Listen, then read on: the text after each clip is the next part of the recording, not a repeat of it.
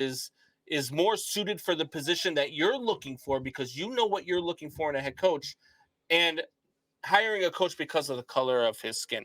If I hire Brian Flores because he's a black head coach and I want to, make a point that there is no systemic racism, so I'm gonna bring in Brian Flores even though he's not the guy I want, and I'm gonna fire him in 2 years, as opposed to hiring the guy that I really want, Jim Harbaugh, and he would have been my coach for the next 10 to 15 years.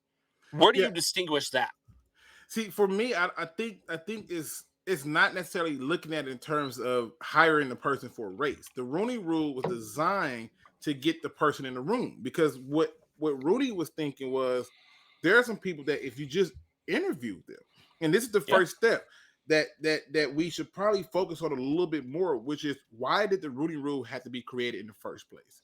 Because Right. people was not being provided opportunities. They were always, and it's not just there, it happens in the players too, right?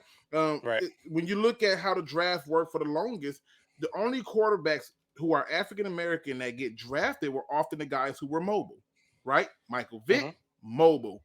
Name a guy who was taken first overall who wasn't mobile. Even that trash guy that was taking Jamarcus Russell had a mobility to him, and he got taken first overall. And they started making the argument that, oh, if you get the African American quarterback, he's going to be more athletic. He's going to run around. He's going to make everything look great. And if you get the Caucasian running back, quarterback, you're going to get a guy who's smart. He's going to be the smart guy. He's going to. So they were doing this kind of stuff back then. I think what Brian Flores was trying to point out in his lawsuit, which sometimes a lawsuit isn't necessarily directly about the direct topic, but to bring to the surface a system that is flawed, a system that needs to be improved upon and expanded upon. The Rooney Rule only existed because guess what? There's some coaches who really did thought they were going to go with one coach, and the guy came in there and blew them away in the interview, and they signed him. It's the reason why Mike Rooney. Tomlin was one of those guys too, wasn't he? Mike Tomlin was a product of the Rooney Rule.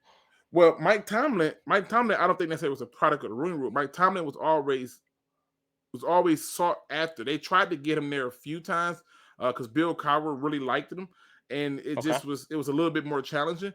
But when you look at Mike Tomlin, this is where it's going to get a little bit more complex. Is Mike Tomlin has to be like a winning coach. You have fans who will call for him to be fired every year.